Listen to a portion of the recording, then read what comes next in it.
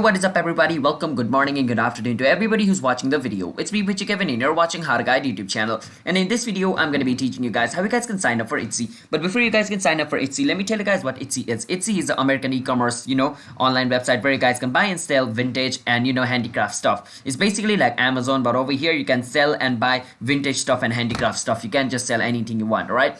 So it's for handicraft and vintage stuff only. So that's the basic definition of it. If you guys want to know more about it, you can visit the official website. So let's get into the video on how you guys can sign up for it. So follow the step which I'm going to be showing you.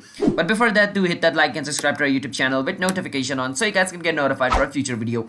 And if you guys have any question, you can ask us in the comment. Let's get right into the video. First step is you want to go to your search engine and search for Etsy sign up. Once you search for Etsy sign up, you want to click on where it says create your account Etsy. Once you click on the first option, it's going to take you to the sign up page of Etsy. Now once you're over here, you want to enter the email address for your account.